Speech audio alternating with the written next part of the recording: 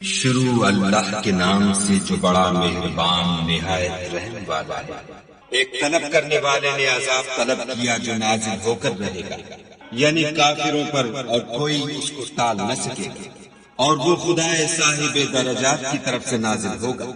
جس کی طرف روح الامین اور فرشتے چڑھتے ہیں، اور اس روز نازل ہوگا جس کا اندازہ 50,000 برس کا ہوگا۔ تو تم کافروں کی باتوں کو حوصلے کے ساتھ برداشت کرتے رہو، وہ ان لوگوں کی نگاہ میں دور ہے اور ہماری نظر میں قریب۔ جس دن آسمان ایسا ہو جائے گا جیسا پگھلا ہوا تانبا، اور پہاڑ ایسے جیسے دھلکی ہوئی رنگین اون، اور کوئی دوست کسی دوست کا پرساں نہ ہوگا، حالانکہ ایک دوسرے کو سامنے دیکھ رہے ہوں گے۔ اس روز گنہگار خواہش کرے گا کہ کسی طرح اس دن کے عذاب کے بدلے میں سب کچھ دے دے، یعنی اپنے بیٹے اور اپنی بیوی اور اپنے بھائی اور اپنے خاندان جس پہ وہ رہتا تھا، اور جتنے آدمی زمین پر ہیں، غرض سب کچھ دے دے اور اپنے تئیں عذاب سے چھڑا لے۔ لیکن ایسا ہرگز نہیں ہوگا، وہ بھڑکتی ہوئی آگ ہے، حال ادھیڑ ڈالنے والی، ان لوگوں کو اپنی طرف بلائے گی جنہوں نے دین حق سے اعراض کیا اور منہ پھیر گئے،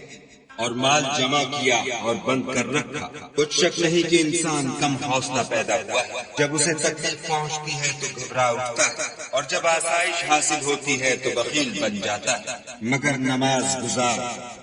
جو نماز کا التزام رکھتے اور بلا ناغہ پڑھتے ہیں، اور جن کے مال میں حصہ مقرر، یعنی مانگنے والے کا اور نہ مانگنے والے کا، اور جو روز جزا کو سچ سمجھتے، اور جو اپنے پروردگار کے عذاب سے خوف رکھتے، بے شک ان کے پروردگار کا عذاب ہے ہی ایسا کہ اس سے بے خوف نہ ہوا جائے، اور جو اپنی شرمگاہوں کی حفاظت کرتے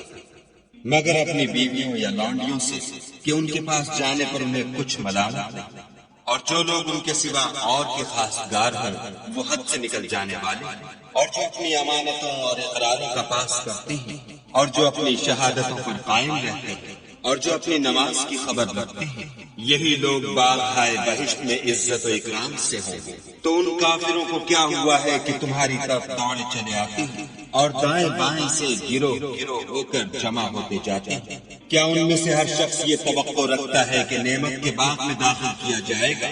ہرگز نہیں، ہم نے ان کو اس چیز سے پیدا کیا ہے جسے وہ جانتے ہیں۔ ہمیں مشرقوں اور مغربوں کے مالک کی قسم کہ ہم طاقت رکھتے ہیں، یعنی اس بات پر قادر ہیں کہ ان سے بہتر لوگ بدل لائیں، اور ہم عاجز نہیں ہیں۔